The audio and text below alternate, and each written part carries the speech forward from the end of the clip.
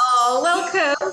Thank you so much, Anne. I've gone straight into the recording because this is where we get the best bits.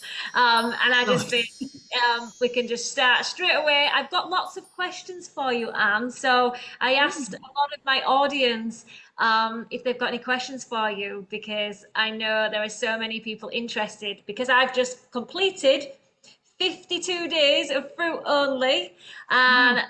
feel absolutely incredible. And it's inspired others, and that's why I'm so grateful for you for coming on my channel, on the Rawlicious You channel. So thank you so much. Thank you, and congratulations on your fruit journey. Wonderful. Yeah, it's nothing in comparison to your journey over 30 years of fruit. Yeah. Wow, I bet now it's not it's easy. It's like when people say, "Wow, that's incredible." It's just your life, it's your lifestyle. It's just my food, it's just my life. And I felt so well on it that it's like, well, why go back? And the cravings, some people have cravings, but they go. And when you make fruit your mainstay of your diet, the cravings do go. Your gut biome is changed, and a lot of cravings actually come from the gut biome. So, whatever you're eating, you've got the particular microbes in your gut, and they want more of that because they're associated with those foods. And when you change your diet, and it can take a little while, you won't get the cravings that you did because you've changed your gut biome. So that's a very important thing because people often ask about cravings. But I, as you change your gut biome, you will lose a lot of the cravings that are emotional cravings and things like that as well. But an actual physical craving that a lot of people get for the foods that they used to eat is because their gut biome hasn't quite changed over yet. And when it does, you lose those parasitic gut microbes and you don't desire those foods anymore, which I is totally great. Yeah.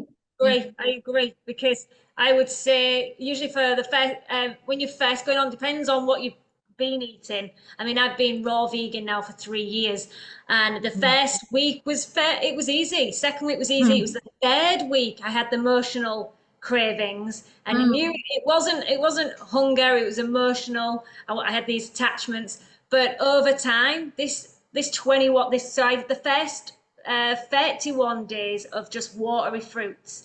And the last Mm. 21, I included durian, the botanical fruits, and Yes. avocados.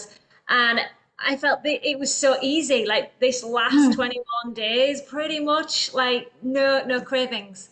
And I agree Brilliant. with that. Over time, you just don't, it's just a way of life. It's like now, I'm even thinking at least to the end of the month, and who knows, maybe longer, just continue with the fruit.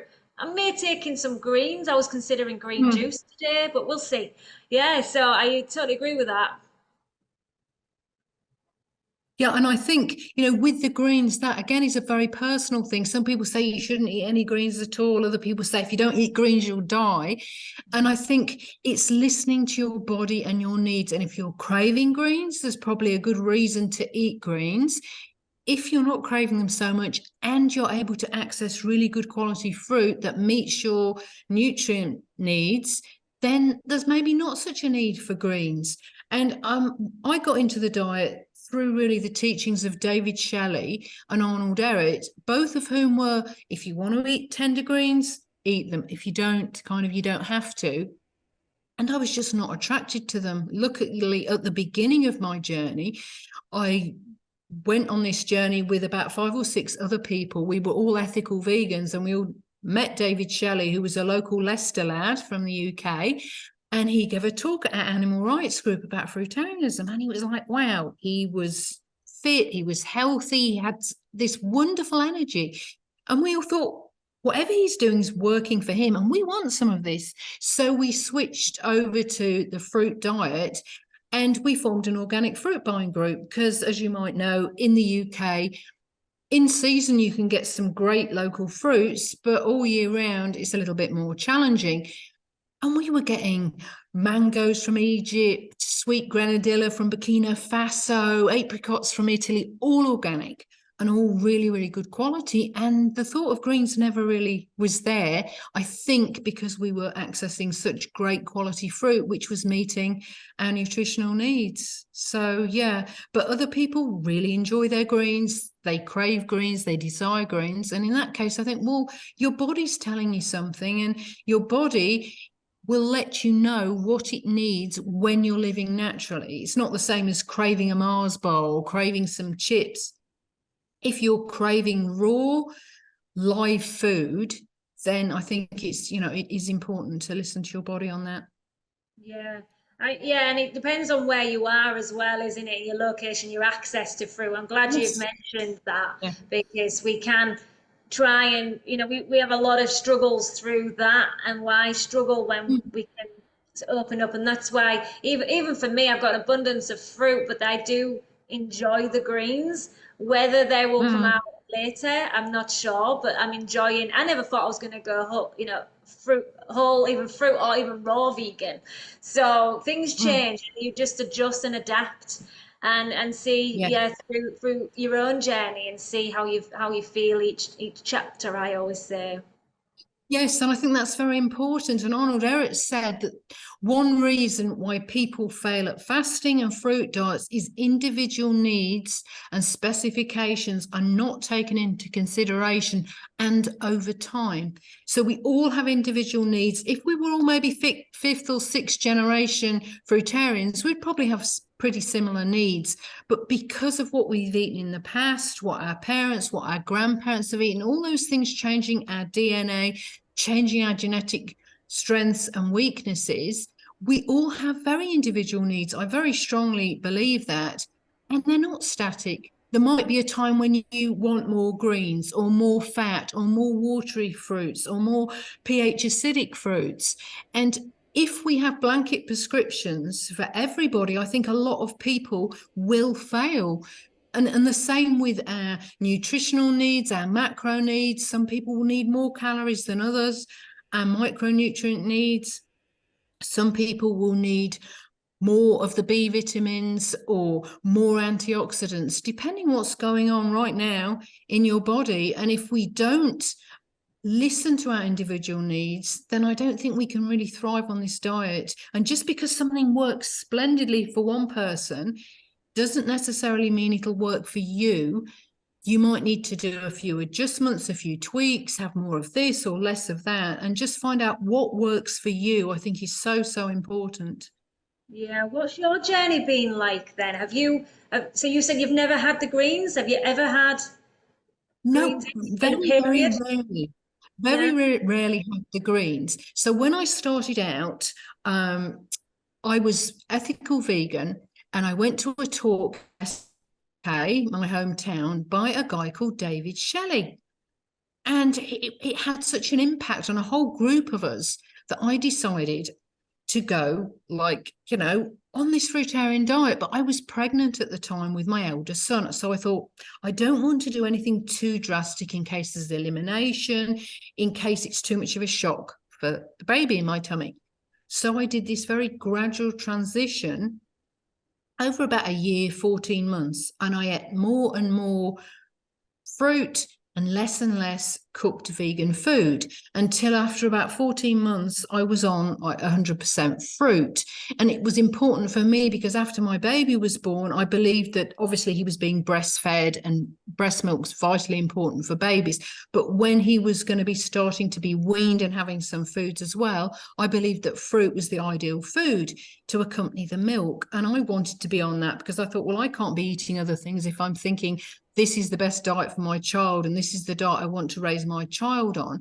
And before that, leading up to that, when I was 20, I became vegan. I was previously vegetarian and never really noticed any difference in my health becoming vegetarian. But when I became vegan, I was at university at the time and it was a purely ethical decision. I thought I was pretty healthy, had no expectations of any health changes, giving up all animal products. And I was at Canterbury University in Kent, and I had to climb up a hill every day to get from my student digs to the university.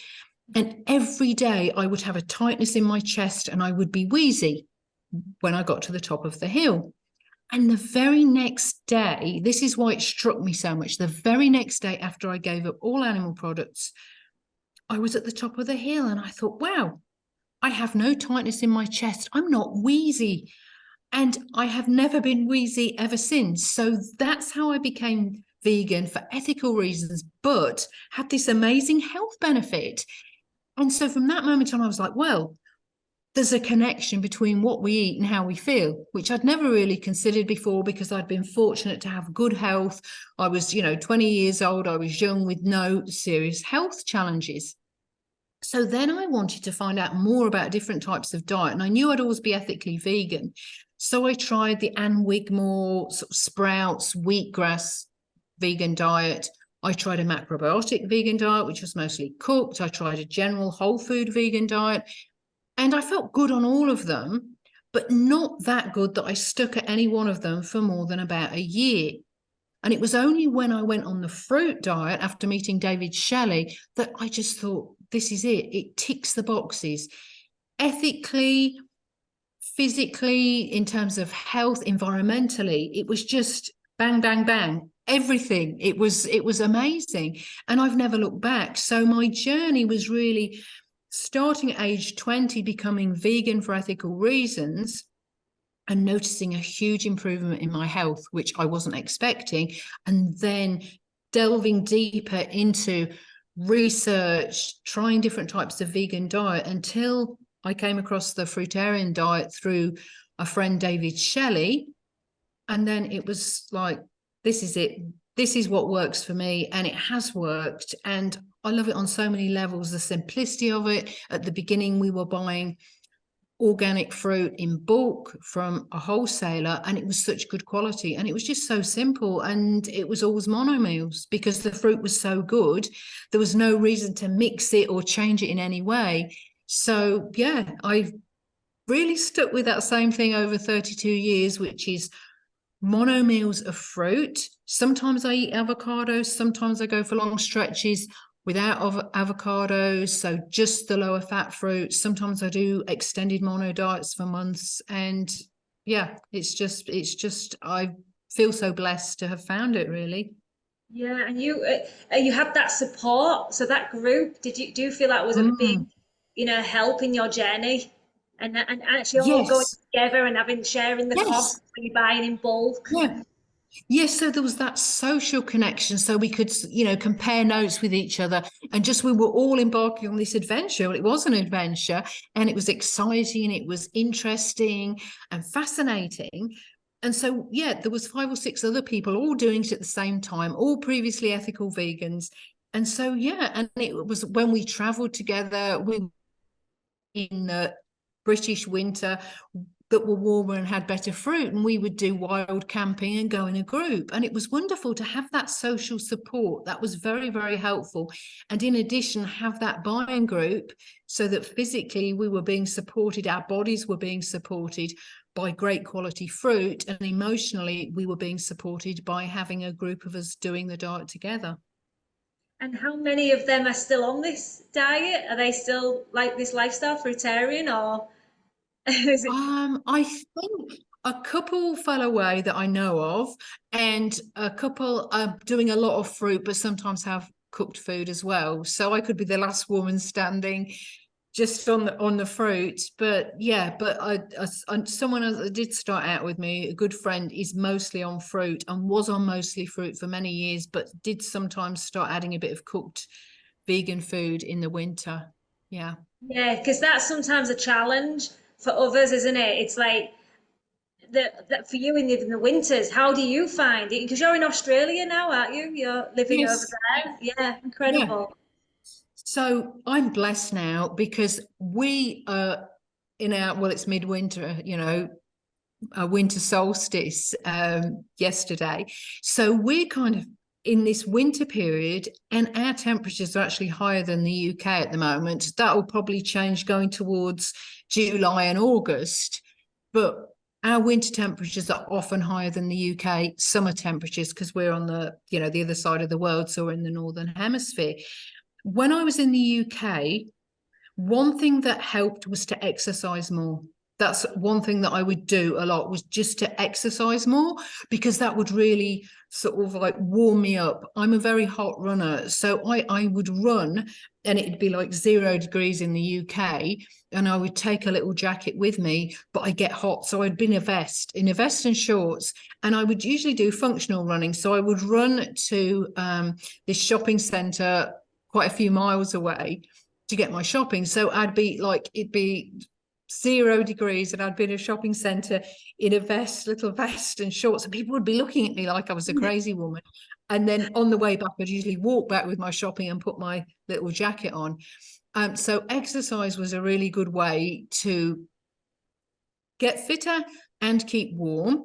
I lived in a little terraced house, which was like Coronation Street, and it didn't have any heating upstairs. It had a couple of gas fires downstairs, and I had a heater in my son's bedroom. So at night, I would often have a hot bath and put a bathrobe on and jump into bed. But yeah, it was keeping warm by exercise was my big thing when I lived in the UK. We also used to go away, this group of us that started out on the fruit diet, we would go away to warmer places where there was better fruit for maybe a couple of months each year. And I think that helped a lot.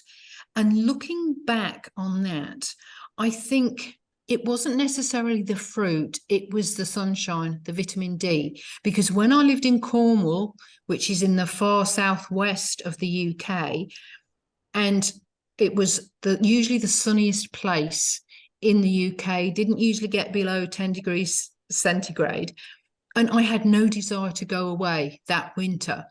And the fruit was pretty similar to what you'd get in, Leicester, where I lived before. But I didn't have that yearning. I was very happy. And so looking back on it, I think possibly it was the vitamin D that was calling me when I lived in Leicester, because there was less sunshine over the winter.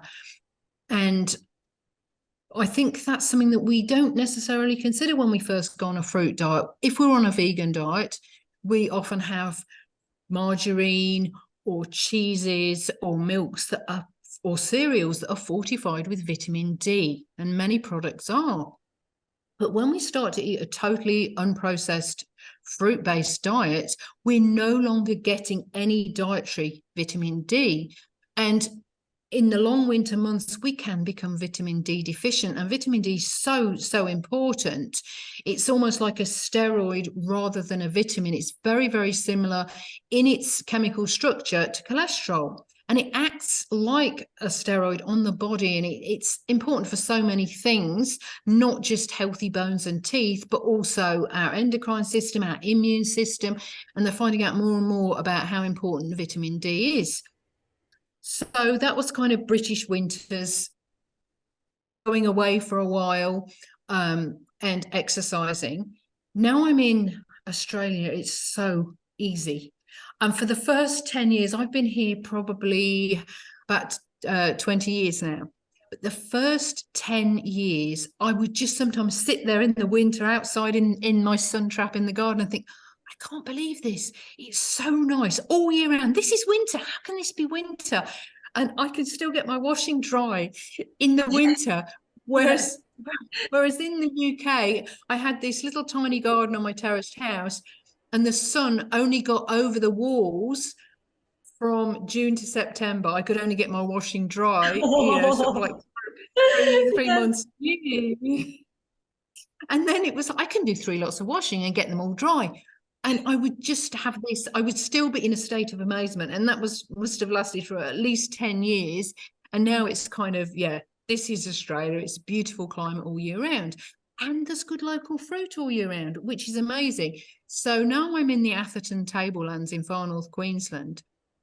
It's wonderful because I can eat local all year round and get good quality local produce all year round. So I grow my own stuff. I'm just starting to grow a lot of my own fruit, but the fruit I do, it is all local from different places, because I think it's kind of important to get fruit from a variety of grow. A few moments later. Because we're out in the sticks a bit, sometimes the Wi-Fi can go. And we haven't had rain for ages, no rain forecast for 10 days. Then, of course, the rain suddenly comes across the gorge and I think the Wi-Fi gets a bit, but yeah, I mean, we're fortunate. We live in this beautiful area with a big gorge right out the back of the house and the most wonderful views and the most wonderful air. So yeah, can't complain about a little bit of Wi-Fi that's dodgy. Yeah, exactly. I've learned to let all that go. I used to get so panicky, but now after so many interviews, I'm just like, you know what? It happens. I just make sure it's saved each time. I trust it. It does save it, but I just in me, I just like to just double check because it's so good. I've only ever lost one interview, and I don't know why. I think it was more to do with my storage. Luckily, it's never happened again. So I just get a little bit, okay, make sure we've got it all. Thank you for being patient with me there. We got there. So yeah, we were just talking about winters and things, and I was saying about how in the UK exercise more and get away if I could for a couple of months a year. But when I was in the very far southwest of the UK, I was happy there all year round. And I think because there was more sunshine, more vitamin D, and we're just blessed here in Queensland. The climate is just wonderful. And I sometimes, not so much now, but for the first 10 years I was here, and I've been here 20 years, I just had to shake myself and think, I can't believe this is winter. This is winter. And it's like an English summer's day. So, yeah, we're very fortunate. Yeah. I did the same. For me, my health, my environment, the sun. I've moved to the tropics. I'm now in Phuket, Thailand for the last 6.5 years. Oh, lovely. And I'm the same. I don't want to be in the US. I was northeast of England, where it's brutal. 10 months of the year, overcast, constant rain, and just freezing. And we only really got, I would say, you never got a week or two of full sunshine, ever. Very rare. Yes. So I was done. I was done with it. And I think, I'm from the Midlands, so you were even worse off than me. So most of my life I lived in Leicester, apart from when I lived in Cornwall and Kent when I was a student. And you'd wait and wait all year for the summer, and you'd get 2 good weeks and then it'd be over. Tops. And but the last time I was in the UK was 2018, because I used to go over every year to see my dad before he passed away. And my husband had never been to the UK before, and I was like, well, you're going to have a shock. He's from Townsville, which is tropical far north Queensland, and he feels the cold. Even when I'm thinking, oh, it's a beautiful day, it's about 17, 18, it's very mild, just go, oh, it's freezing. I thought, how's he going to cope with going to the UK? And it was a heat wave. It was the best summer since 1976, which had been was an amazing summer. I remember that when I was a kid. And it was just so good. And he said, I don't know what you complain about the English weather for. It's lovely. Yes. You're lucky. You're very lucky. Yeah. Is he fruitarian then, or is he raw? What's his diet? No, he's vegan, but he really supports the fruitarian diet. And one day he would like to, get onto a fruitarian diet. And one summer when he wasn't working and he had a period off work, he just was eating raw, and he was eating loads and loads of mangoes, because where we were living at that point, we had this 70-year-old mango tree in the garden, and it had a really good crop that year. And he just ate mangoes all day long. And he said, I feel like I'm a little boy again. And, he was so joyful with it. But he works hard physical work, 12-hour shifts. And sometimes when he's working away, he works, and they don't even, give him proper vegan food. And it's a struggle. So I think it would be, and moving around from one town to the next with his work, I think it would be very challenging for him to be on a raw vegan diet or a fruit-based diet at the moment. And he does really well with his vegan diet. And one time he'd been working 12-hour shift, brutal work, hard physical work. And he came in for dinner, and they gave him lettuce and tomato as his vegan dinner. But he's stuck with it. When I met him, he was just an omnivore. And he was respectful of my diet. He probably thought it was a little strange And I was respectful of him. I never tried to push any sort of animal rights things onto him. If he asked, I'd tell him what I thought or give him advice, but I was never pushing, because I thought sometimes if you push people, they go the other way. And then in the beginning of 2018, he said, I'm going to go vegetarian. He said, for a year, but not for the animals. He said, not for the animals. It's just for health. And I thought, well, we'll see about that kind of thing. And then he watched Earthlings, I think it was. And he's now really, really like, he can't, if there's a cookery show and they're showing meat, he's like, I can't watch that. Oh, it's horrible. And he's really, really changed. So he went from a standard diet eating meat to giving up meat for health reasons, and now he's very much into the ethical side of veganism. So that's great. Was he fruitarian when you met him then? Yes, I was fruitarian and he was on a normal diet, but we were both very respectful of each other's diets. He'd never eat any animal products in front of me, which I really respected.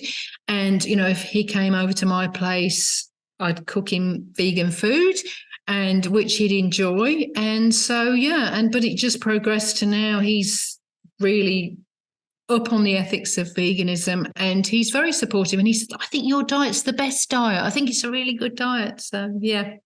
Amazing. That's lovely. I'm going to get straight into these amazing questions that the audience did ask, and they are awesome. So I really want to get straight into them. Marina Dorfman asked her thoughts on eating dried fruits and dehydrated raw items.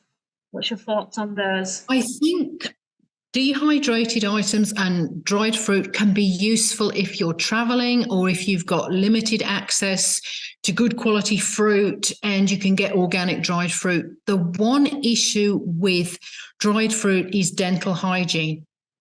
I know several people on a fruit-based diet who say that they've damaged their teeth by eating a lot of dates. And it's not necessarily the dates, it's a lack of awareness of your dental hygiene if you eat dried fruit. So with most fruit, I say don't brush after you've eaten most fruit, because if it's got an acidic pH, you'll be brushing those acids into your teeth. Brush your teeth before to remove any plaque. Rinse with water afterwards and wait an hour or so to brush your teeth after you've eaten acidic fruit. But with dried fruit, brush your teeth immediately after you've eaten dried fruit. And that's with bars as well, bars that are nuts and dried fruit. And if you can't, maybe wait, have that when you can brush your teeth, because dried fruit is very, very sticky. And it will stick to the teeth and it will provide the food for certain types of bacteria that cause tooth decay. So I think dried fruit is fine as long as you're having plenty of hydrating fruit as well. You can also soak dried fruit. Soaking dried fruit, I believe, makes it easier to digest and hydrates it a bit and takes some of that stickiness away. My only sort of thing with dried fruit is that you've got to have good dental hygiene. Brush your teeth afterwards, floss your teeth. And if you can't, then maybe don't eat it at that time of day. If you're out and there isn't a bathroom or any way where you can go and brush your teeth, maybe wait till later. And the other thing is that it does, I think, interfere with the blood sugar more than I think. Whole fruit is fine for blood sugar levels, but I've known people on a fruit-based diet who were diabetic and they have to measure their blood sugar frequently, and they would tell me that whole fruit they were fine with. It didn't really mess with their blood sugar levels, but dried fruit could. So if you're diabetic, then maybe I think dried fruit would need to be limited, or you'd have to watch your blood sugar levels very carefully. But the dental hygiene really is the thing, I think, with dried fruit. Yeah, great tips there. And with I think it's due to the chemical structures being changed, isn't it? Once it's been, even though it's dehydrated, it changes. So this is what we've got to consider, and that's why you don't get the rise in blood sugar with fruits if you're keeping obviously the fats low, and yes. The dehydration of the chemical structure. That's what I've heard is what can cause rise the insulin. I think just the concentration as well. You haven't got that water, and the concentration of sugar is much higher. And I think with whole fruits, the fiber in whole fruits and antioxidants in their whole fruit stage stops that rise in blood sugar peaks, and also it doesn't cause insulin to spike usually. In fact, it actually can reduce the insulin spikes, which is amazing. But dried fruit is very concentrated. And I think in nature, we wouldn't expect to find a lot of dried fruit. Maybe we'd find a few dried grapes on the vine, but we wouldn't find vast quantities of dried fruit. I think it is very concentrated. So I think the great thing about fruit is that you don't have to eat it in moderation, with maybe the exception of avocados because they're fattier. But with juicy fruit, you can eat as much as you want and it's very hard to overeat. Whereas dried fruit, I think you have to be mindful that it's easier to overeat and have more sugar in a short period of time than maybe your body can deal with. So I don't think it's an ideal food. I think it can be a useful food if you're traveling. It can be a useful food if you can't access good quality organic fruit, but you can access good quality, say, dried figs or dried dates to help get you those micronutrients. But there are drawbacks to it in terms of the concentration of sugar and dental hygiene. Yeah. Do you have juices and smoothies, or do you always just focus on the whole fruits? I very, very rarely have smoothies because I prefer mono meals of fruit. I do have orange juice and mandarin juice, but that's really the only juice I have. And I have an old 1966 Italian hand juicer, the Clabber, which is brilliant because it leaves a lot of the fiber in. Like I've been juicing mandarins. I've been having the past probably 2 months, I've been having mandarin juice for breakfast every morning. And when you look at the shell of the mandarin that's left, there's nothing there. There's a couple of little membranes. Most of the fiber has gone into that juice, but the magic of the Clabber juicer is it makes a really smooth juice. So you have this wonderfully smooth juice, but you've got most of the fiber in. So I do have citrus juice in season. Where I'm living now, I can't access organic citrus out of the season. When I lived in southeast Queensland, I could order organic citrus from down south when it wasn't in season in my area. So I tended to have organic citrus all year round. Now I'm eating more locally. There'll be a season and then it'll end. So the mandarin season's coming to an end. There'll be an orange season and then I won't have citrus for the rest of the year. But yeah, I do juice citrus. Everything else I eat whole and in mono meals. And when I have juice, I have it in like a mono juice meal. So I'll just have mandarin juice or just orange juice. Yeah. And you don't like the reason you do. Why don't you mix? Why do you like to mix the fruits? There's 2 reasons. The first is I think mono eating or mono juicing is the easiest on our digestive system. The second reason is I think when you eat mono, it has to stand alone. You know, if you get a melon and it's not very tasty, you might think, oh, well, I'll blend it with some papaya and I'll make it taste good. But when you eat mono, you only eat really, really good quality fruit. Because if you can't eat it on its own, you won't eat it. I've put a whole box of oranges on the compost heap before because they were too acidic. And I thought, I've only got a limited stomach space. They'll break down, they'll fall in compost, little creatures will eat them, microbes will feed on them. It's not like a waste. To me, it's a waste if you eat poor quality fruit instead of eating a better piece of fruit. So if anything doesn't taste good, it goes on the compost heap, makes nice compost to put on the garden. So, yeah, I think mono, you really eat good quality fruit. And I think because I started out at the beginning, wonderful boxes of organic fruit from all over the world, and the quality was so good. You wouldn't want to, that sort of Italian apricot, you wouldn't want to mix it with anything else. You wouldn't want to do anything to it, just eat it because it's so blinking good. Yeah. And I just like eating mono. I just like the simplicity of it. You can taste the fruit, and each piece of fruit tastes different anyway. It's like there's so many nuances of flavour. You have, one pineapple, it tastes different from another pineapple. You have one avocado, it's never the same as another one.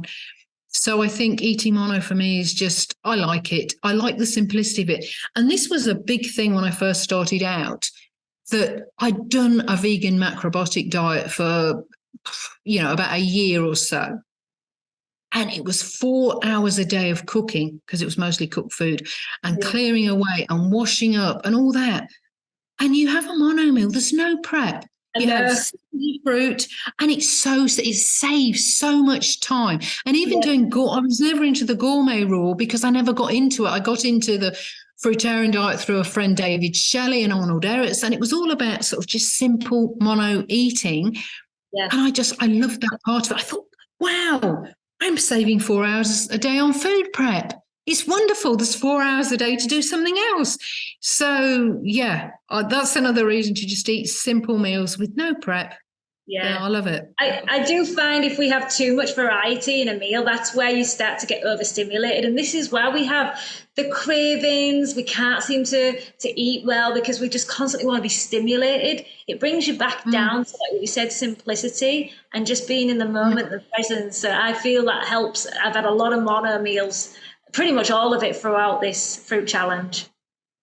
Yes, and I think that's that appreciation is very important. And I've done talks just about mono diets before, and I think there's many reasons why people go on a mono diet, but one of them I think is if you're sort of like craving other stuff, if you're losing faith with the raw vegan diet, if you're thinking I can't have this, I can't have that, and focusing on this negative thing of what you can't have. Yeah. Go on a mono fruit diet for just 2 or 3 days. And at the end of it, you'll be like, wow, I can have this now. I can have that instead of thinking, oh, I can't have that. And it can change your total mindset and renew your appreciation for a raw vegan diet. So I think, doing a extended mono diet of whatever fruit you like can be very helpful for a reset and to, like you're saying, bring you to this point where you're like, wow, gosh, I can have this, I can have that, not sort of like, oh, what am I not having? What am I missing out on kind of mindset? Yeah. Yeah, I agree totally. Yeah. Okay. And Marina also asked, I've heard her mention she eats avocados, which you already shared. Do they bring her energy down and does she eat them on the same days as other fruits? Good questions there. Yeah, that's a really good question. I've eaten more avocados since I've moved to Australia because wherever I've lived, there's been really good local avocados that you can get like chemical free, spray free, locally grown. And in England, I found that a lot of the avocados were pretty poor quality. And going back to the UK, when I've gone back over the years, I've tended not to eat avocados because the quality of them is just not very good, very, very ordinary. And I don't tend to eat many avocados unless I can get some really good ones. I feel good on both. I feel good just having juicy fruit, and that's maybe a bit more in the summer. Then in the winter here, and it never really gets that cold. I call it winter, but it's not like winter in the UK, for instance. But avocados are in season. And I feel fine eating them. I don't really feel much different. And like with my running, so my running is often a gauge of what I've eaten the day before. So I run 10K every other day. And the days that I eat avocados, I don't run any slower or I don't feel worse than the days when I don't eat avocados. So for me, but I think they're not quite an optimal food because you do have to limit them in a way. I think if I eat more than 2.5 avocados, it's too much. Whereas with other fruit, I can just eat as much as I care for. With avocados, I think there's a limit for people. About 2.5 or 2 is a good amount for me. I do eat them on days when I have juicy fruit, but I'll leave spaces. So really, at the moment, I'm having mandarin juice for breakfast. Then maybe sort of later on, I'll have some papaya. And then a few hours later, I'll have an avocado meal. Sometimes I'll have an avocado meal and I eat mono. I just have maybe 2 avocados. So sometimes I'll eat the avocado meal at lunchtime. Other times I'll eat it as my last food of the day. But whenever I eat it, I'll leave a good few hours. If I'm going to have juicy fruit after avocados, I'll leave a couple of hours and then have the juicy fruit. And then I don't seem to get any issues with avocados. If I'm eating about 2 a day, and if I'm not eating them right next to juicy fruits, they don't seem to cause any issues for me. And I think there's times when you desire a bit more fat in your diet. There's times when you don't want so much fat, and it's like it can change. And I think for women as well, I think women can need a little bit more fat than men. And like Arnold Ehret said about our needs, they're not static. Over time, there might be a time when we're really enjoying having a little bit of extra fat. And people often ask me about my, macros and the ratio. And I would say it probably is 80-10-10 over the course of a year. But there'll be times when it's less than 10% fat when I'm not eating any overt fat at all. There'll be times when I'm eating avocado and it could be 20% fat or 15% fat. But looking over the course of a year, I'd say I'm probably pretty much 80% carbohydrates, 10% fat, 10% protein. And it's trying what works for you. A lot of people, avocados don't work for them. In my second pregnancy, when I was on an all raw pregnancy, I had quite a lot of avocados, and they do say that avocados are very good for pregnancy. And I got more of a taste for the savory fruits. So I would eat more avocados, more bell peppers, more cucumbers, and more avocados. Yeah. And that was during pregnancy. Yeah, I did eat more than I normally do. And when you do, say if you do overeat on the avocados, do you just feel, is it more, you feel a bit sluggish, slower digestion? I think it's a bit slower digestion because I think avocados go through the digestive system a lot slower than other fruits. But also, I'll notice my bowel movements aren't as good. If I have more than optimal avocado, I'll notice that in my bowel movements that they won't be as good. They're still fine, they're still good, but they're not as good as when I'm having a lesser amount. I'll notice that. Yeah. Do you always go organic then? Is your fruit always organic? Not always as much as possible or spray free. I think that's so important. And the more I'm learning about the chemicals in fruit, and not just what they do to us, not just what glyphosate do to us in terms of they're carcinogenic, they disrupt our endocrine system, they're antibiotics, so they kill good bacteria in our digestive tracts. They also stop us assimilating certain amino acids. So if we've got traces of glyphosate on our food and other pesticides, it's not good for us, but it's more looking at the soil. And one huge reason is calcium. So, and not a lot of people know that there's a lot more calcium in fruits that are grown in soil where no chemicals are used. The reason for that is that this wonderful symbiotic relationship between fruit trees and fungi in the soil. So you can put a whole load of calcium carbonate, a whole load of lime on your soil if you're growing fruit trees, but unless you've got fungi in the soil, that won't get broken down into a form that the trees can assimilate, because it's the fungi in the soil that break down the ions, break down the bonds between calcium and other elements. So example, calcium phosphate. If you've got calcium phosphate in the soil, the tree cannot assimilate that. But if you've got bacteria and fungi in the soil, the fungi will work on those bonds and create calcium and some kind of phosphorus out of the calcium phosphate. And the trees will then be able to assimilate the calcium. And in return, the fungi can't photosynthesize. They don't have green leaves. So any plant with green leaves can take in carbon dioxide and water in the presence of sunshine and create carbohydrate. And that's how we get carbohydrates in our food and sugars. But the fungi can't do that because they don't have leaves. So they break down, they live near the tree roots, and they break down bonds in, say, calcium carbonate and calcium phosphate. So the trees can absorb the calcium, and the trees pass them carbohydrates. They pass on these carbohydrates to fungi.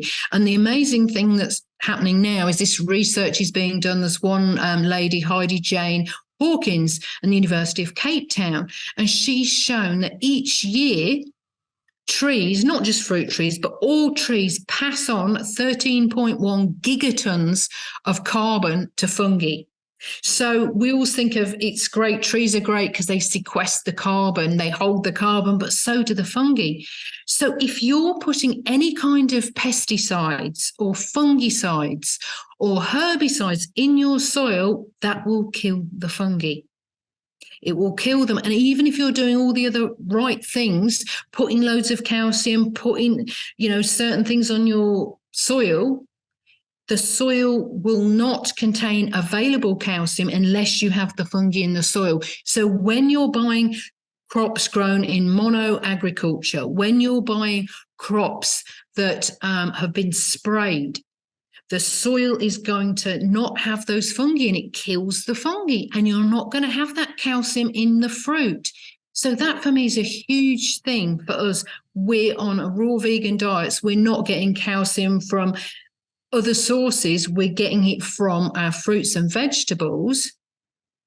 And if we're eating non-organic or sprayed, I mean, you can get local non-sprayed, wild, foraged, as long as you know what you're doing with foraging. You don't just have to have certified organic fruit that's grown without chemicals, really. Because if you're having fruit that's grown with chemicals, you're not going to get those minerals that you need in your diet. And that for me is a huge thing. So I tend to eat local, non-sprayed, organic whenever possible, growing my own. That's a thing at the moment. I'm trying to grow as much. Oh, I'll show you this. This is the first mandarin of the season that came off our tree. And it fell off the tree. It was just on the ground, and it's just, so growing fruit as much as possible, and that's the sort of goal, to be self-sufficient as much as possible. Yeah. Because that's when we're nourished by fruits primarily, we need to get the fruits that are going to nourish us properly. Otherwise, we're going to get deficiencies.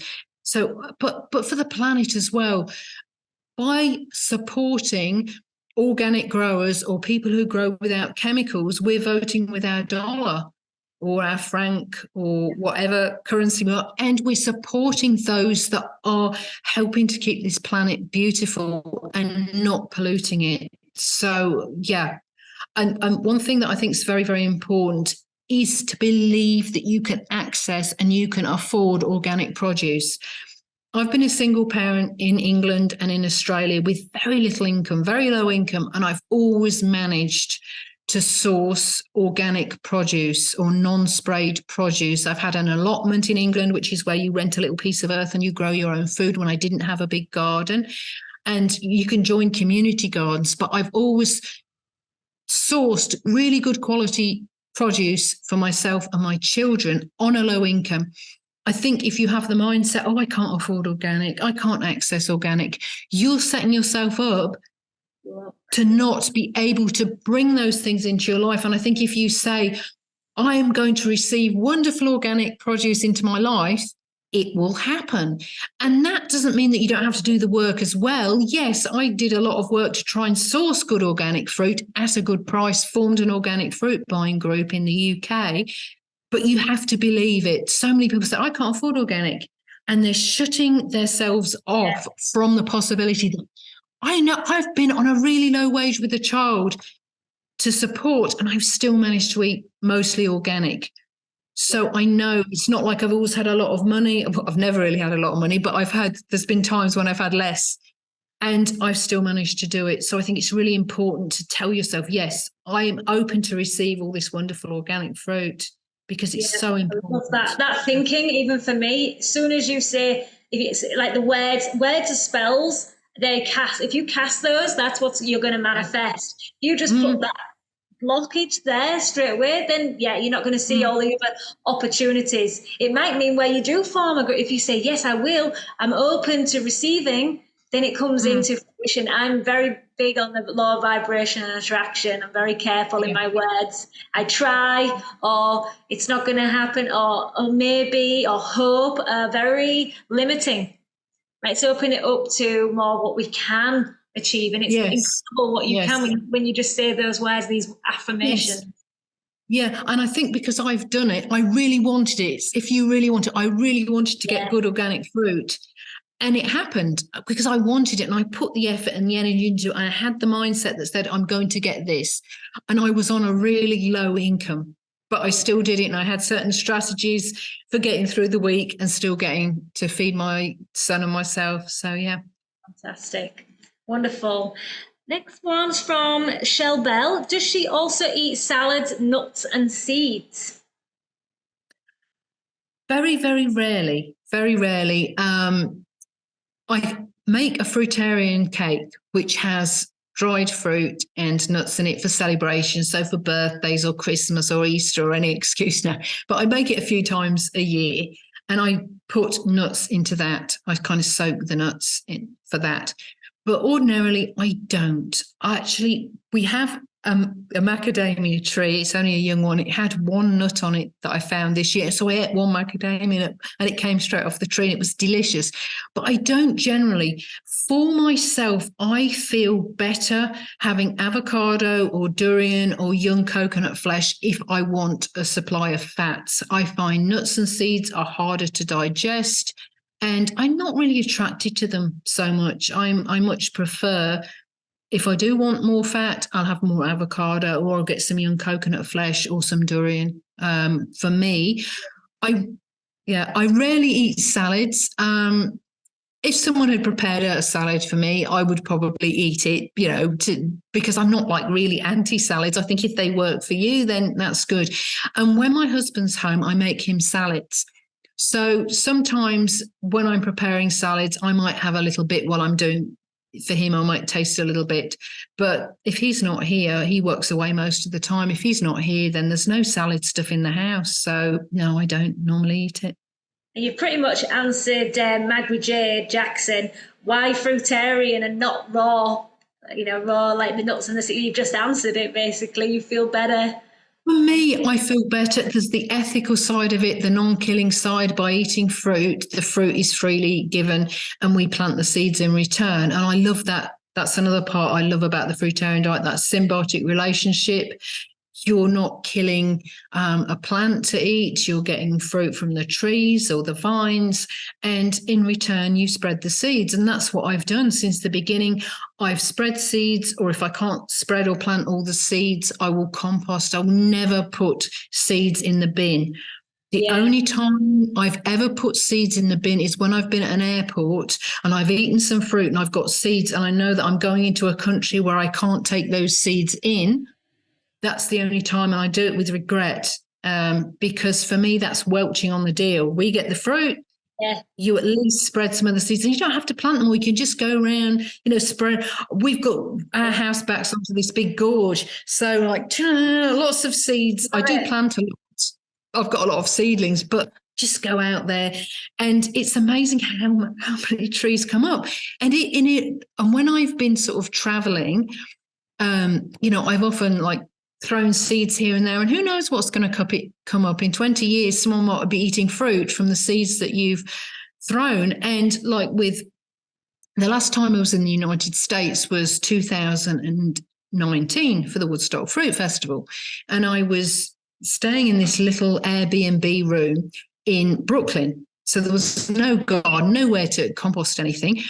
And I can't put my seeds in a bin. So I Googled and I found the nearest community garden, wrote to them and said, will you accept my compost? Yeah. So 2 blocks away, I found this wonderful, I love community gardens. So in the middle of New York City, there's, not many gardens or anything, but you've got this beautiful community garden where people are coming together to grow their own food. And they took my compost. So I think that's a really good thing to do. You don't have to throw your seeds in bins. You can find somewhere for them to go, even if it's the compost. At least they're being released back to the ground. But just chuck them here and there where they might grow. Yeah, it never sat right with me either. And it's so interesting, the Thai people here, because I'm always trying to find places where I can put because we have big bucket loads. Because it's the same, we can't put it in because it's so, it's you couldn't do it in this area. So we go all over looking for the chickens and the cows, or just to put them into these trees away from people. But I've been in trouble a few times from the Thai people, just think I'm littering. Yes. I'm not. Yes, it was. Yeah, it's that thing, isn't it? People look at you, but it's going to rot down, or it might even grow into a tree. And I remember years and years ago when I was first doing this diet, and there was a young guy, and he was only at sixth form college in the UK. So he'd be about 16, 17.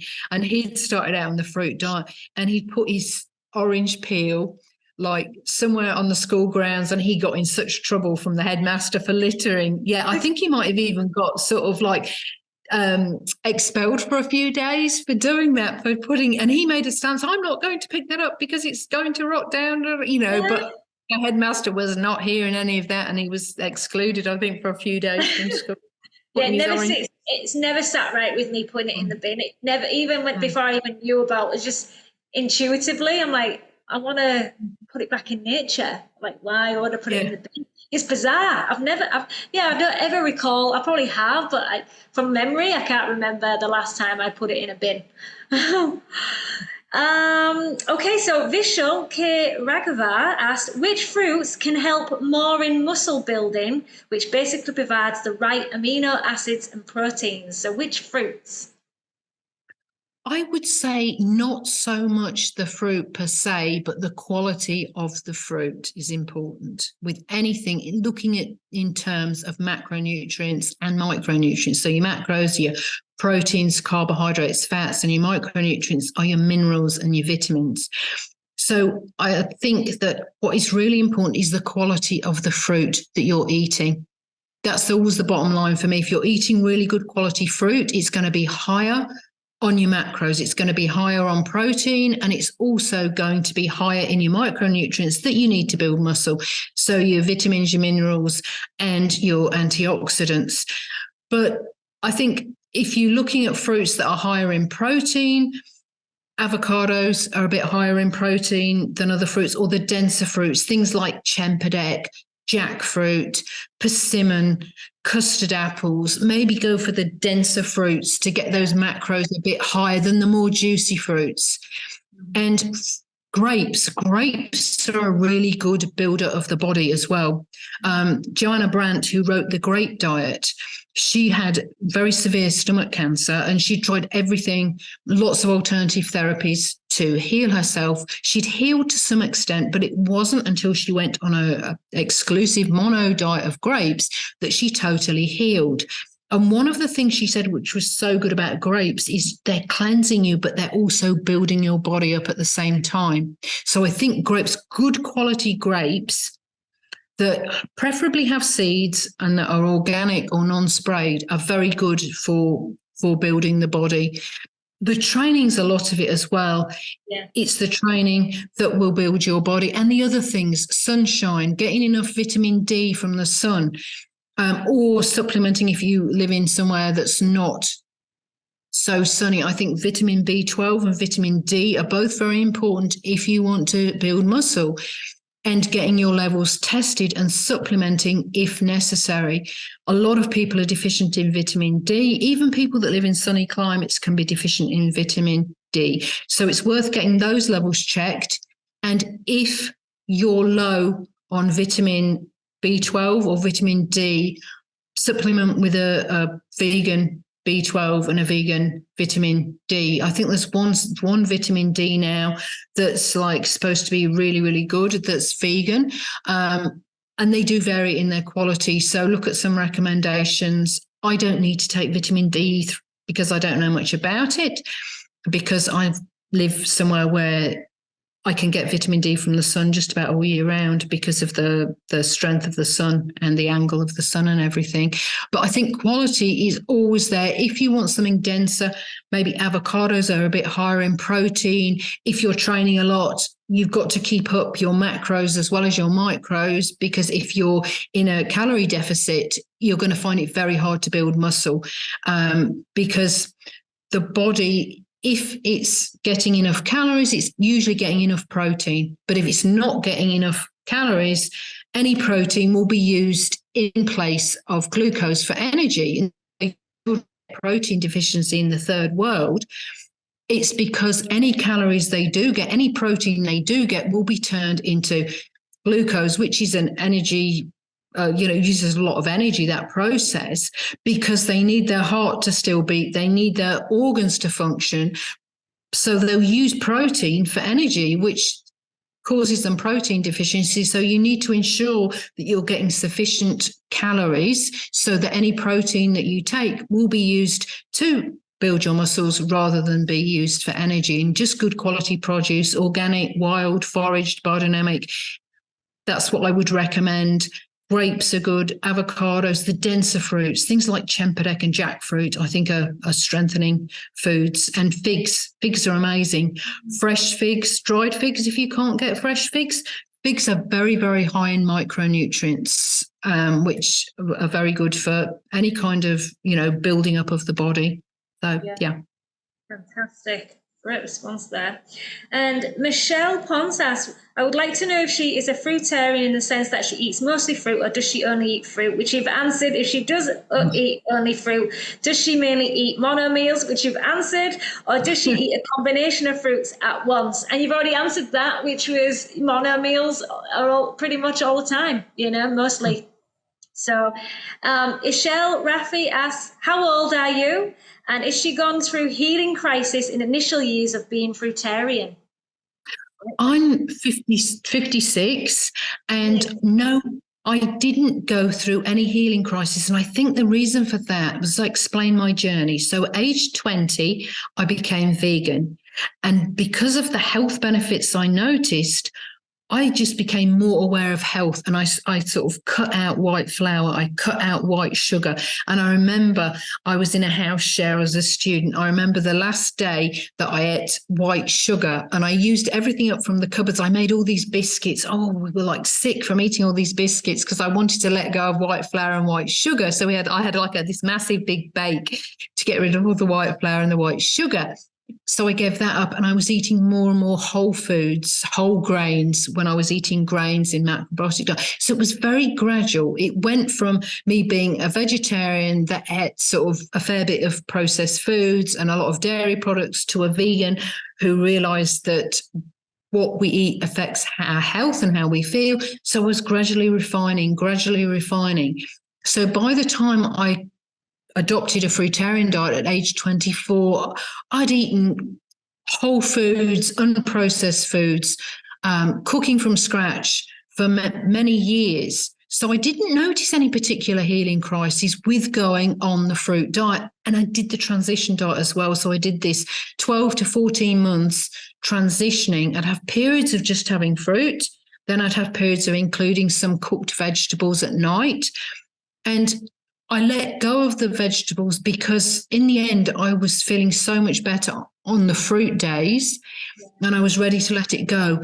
And what I noticed, even if I had cooked food, and it would just be something like a baked white potato or a baked sweet potato, but if I had cooked food for more than 2 days in a row, I would notice my body odor changed.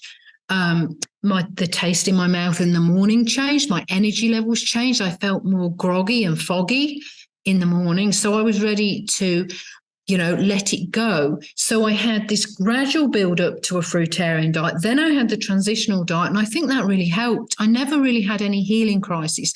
Something interesting that happened to me about 2 years into the fruit diet, I got cravings for egg really, really strongly. And I never even really liked eggs. And they were so strong. I think if I hadn't been an ethical vegan, I'd just thought, I'm going to have a big plate of eggs.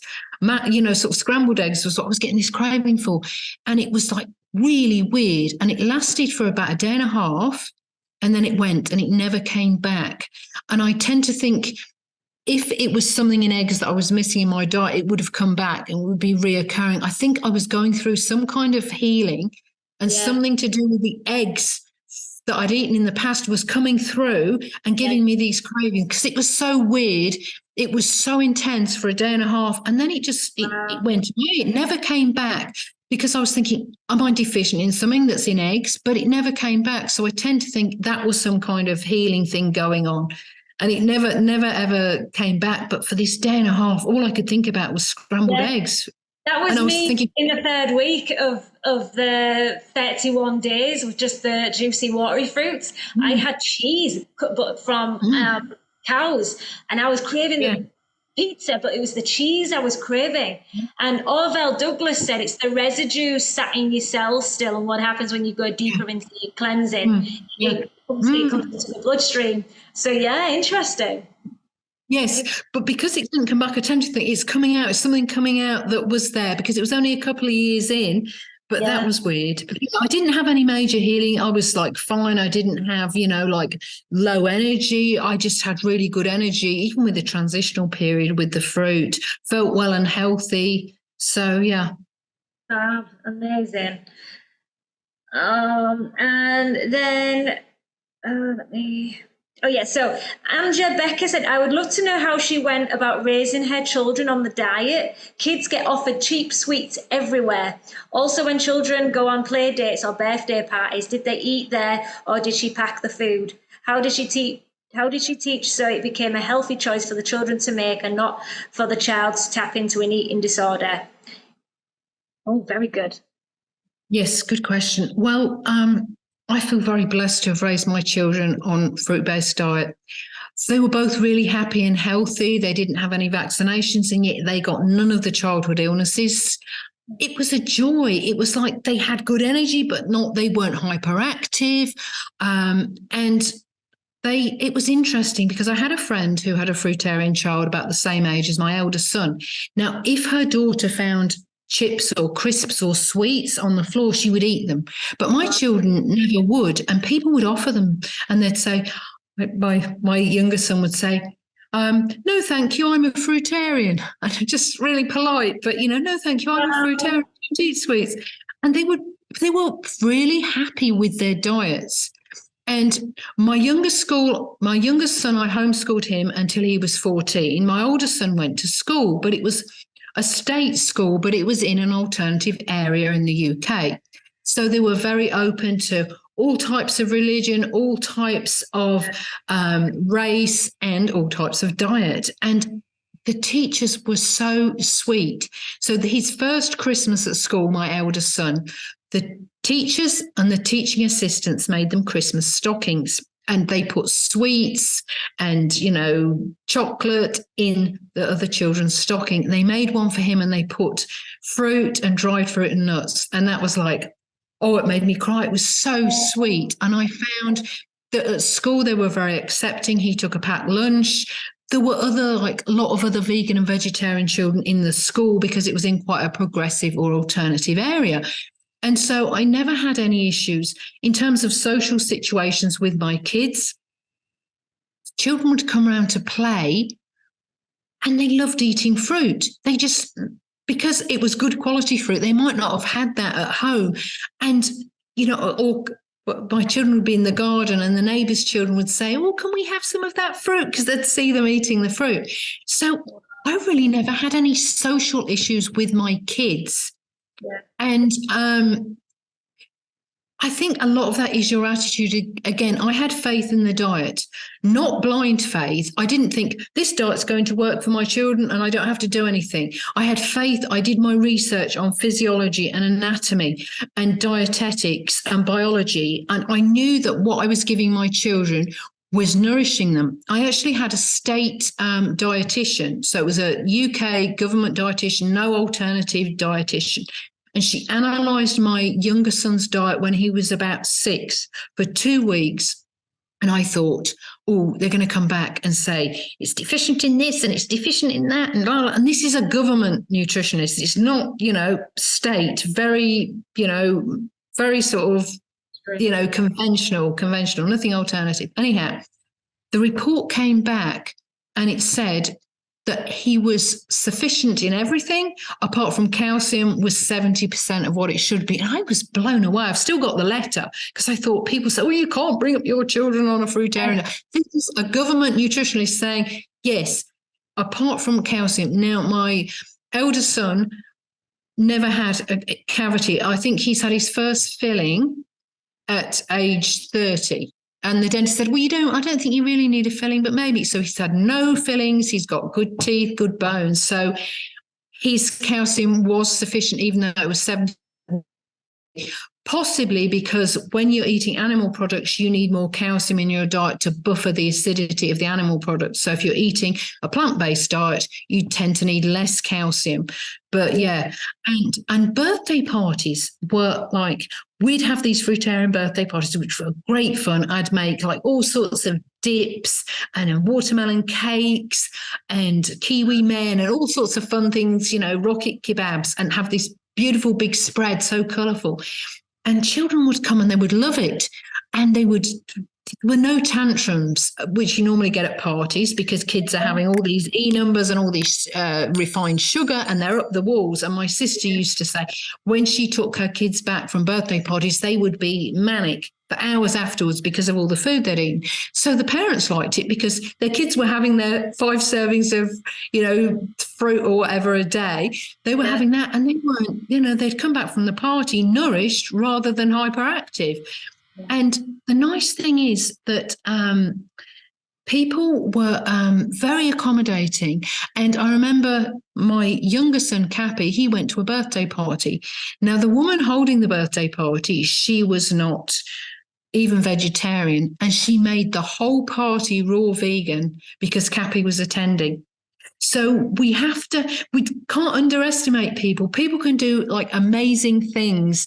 I think it's having that faith. If we have that faith in the diet, that's reflected back to us. If we're thinking, I'm not sure, should I be putting my child on this diet? If we've not done enough research, that will be mirrored back. If we're confident in what we're doing, because we've done the nutritional research, because we've read the books, because we've networked, because we've got the experience, we can answer people if they talk. Oh, well, where did your child get calcium from? Or, where did they get their protein from? Or various questions.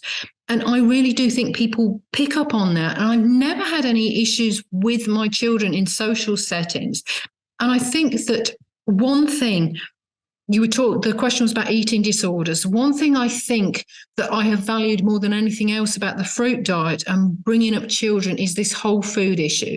So before I brought my children up, before I had my children, I visited friends who had kids. And I thought, I want to have children, but I'm not looking forward to meal times, because meal times were a battle. You can't have that until you've had this. Now eat this, or you don't have that. And it was like war at meal times. And I thought, oh my goodness, I want to have kids, but I'm really not looking forward to feeding them. And this was before I became fruitarian. With fruitarian, it was the flow was there. We had lots of really good quality fruit in the house. I also used to get veggies in case they wanted them, and they'd end up being composted. So we had, and they ate what they wanted. There was no emotional eating. If they didn't want to eat for one meal, they'd make it up in a next. And one thing I noticed, that both my children never ate emotionally. And there was this thing, the lone grape syndrome, because I noticed it with both my kids. I'd give my kids a bunch of grapes or a bag of cherries, and they would leave one grape. Now, I'd never do that. If there's one grape left, I'm going to eat it, because what's the point? But they would eat until they were satisfied, or they would eat a bag of cherries and leave one. And it wasn't because it was bad. They'd had enough, and they had this natural stop point. So I think, and both of them went off the diet when they were 14, because I think peer pressure is a thing. Kids don't want to be so different from their friends. So they started eating, I'd cook vegan food for them at home for their evening meal and stuff. So they're on, my younger son's on a vegan diet, but has cooked food, has a lot of fruit. My older son is on a ordinary sort of like standard diet, but neither of them, as far as I'm aware, have ever had any eating disorders or issues with food. They both eat pretty healthily, and they both seem, like balanced in that way, and they don't have emotional eating, which is really unusual, because most people, whatever diet they're on, still have emotional eating. People that are on fruitarian diets that have been raised differently have emotional eating. When you're upset, you go for food. Because food wasn't offered to them, if they were upset, we'd have cuddles, we'd have talks, but it wasn't about giving you food. I think you could maybe bring up children on a fruitarian diet and they could have eating disorders if food's used as an emotional thing. But yeah, the whole food thing was one of the best things for me about bringing my children up, because there was a flow and there was no battles, there was no war. It was You're incredible. What an amazing mother. Do you know, like I was going to ask, was there any resistance? But because she was so embodied in it and you knew the information and you saw how great your kids were, how they looked and all the gatherings, and you made it work. It's beautiful. You can make it so colourful and creative. It doesn't have to just be, I recently, after the 31-day challenge, I did the watermelon cake as well. And it was amazing. It was beautiful. So amazing. You are just a wonderful person. I just think, yeah. So you didn't get any resistance because of that. So like you say, when you embody and it's like with me when I go with friends I always choose the restaurants. If we're gonna go anywhere, we go to the raw vegan restaurant. So and then there's no arguments about it. I'm so like I'm an Aries, so I have quite a strong personality, and I'm like, I care about you and I care about myself. We're gonna go to a raw vegan place, so there's no arguments over it. But I think as a mother, having done that research, and I'm still researching. That's what I love about this stuff. I've got books everywhere. I don't care for a lot of things in life, but books, I love them. Old books about natural hygiene, old books about the fruitarian diet. Wonderful. So I'd done the research, and that was proven in that letter from the government nutritionist saying he's meeting his RDAs on everything because of the wide variety of fruit you're giving. And he had nuts. Both my children had raw nuts when they were growing up as well, because I think kids need a bit more fat, a bit more protein. Yeah. But yes, it was like having that knowledge, and it's reflected back. If you're shaky on anything, if you're need to do more research yourself, if you're not convinced, people pick up on it and they will put that right back to you. Yeah. And you will get the resistance. Yeah. Agree. Pri has asked, what are your typical meals, which you've shared, but what's your favourite go-tos? What do you enjoy the most? I love citrus juice, organic citrus juice. Oh, I had these. They look so beaten up this morning because I'd bought like juicing oranges from the delivery service I get. They look on the outside really sort of not they weren't, grade A mandarins, but the juice, it's like it was divine. So citrus juice, hand juice, keeping a lot of the fiber in, is something that I have as much of the year as I can. Since moving to an area where we don't get a lot of deliveries from other areas, it'll be very seasonal. Papaya is available all year round, and as you probably know, in Thailand you get good papaya where it grows. I never ate papaya in the UK because it was just not good. Yeah. Red papaya as well. A lot of people say, papaya smells like vomit. And that's often the sort of yellow one. But the red one to me, that's a staple. I have papaya just about every day unless I'm on a mono diet. They're sort of like my ones at the moment. And then it's like chocolate sapotes are coming into season here, and my trees have got quite a few on. I've just picked, I'll show you. I've just picked my first ones because I just want to see if they ripen. The calyx is up, and then that's hard. That will take a while to ripen, but I'm just seeing if I can pick them before they sort of go over or something else eats them. But they'll come into season, and then that'll be my go-to, chocolate sapote. So for a while, for say a month, I'll be eating mostly chocolate sapote. It really depends what's available and what's in season. In the UK, I loved melon. I loved they call it cantaloupe in the UK and America, I think, rock melon in Australia. Yeah. Moving to the tropics, rock melon doesn't grow very well. So I rarely eat rock melon because it's just not good. In the tropics, watermelon's fantastic. Yeah. But so in the UK, like I couldn't, imagine living without some good orange fleshed melon. But I can't get that here. So it's adapting to the seasons, adapting to your location, and that can change. If I were to go back to the UK in the summer, I'd be eating a lot of melons, a lot of rock melons, cantaloupe melons. So my go-to is pretty seasonal and depends where I am in the world as well. I do like durian as well. I don't have it very often, but I love durian. That's always a treat. That's always like special. But then sometimes it's like somebody said, what's your favourite fruit? And I think it was Doug Graham said it, it's the fruit I'm currently eating. And that can be very true.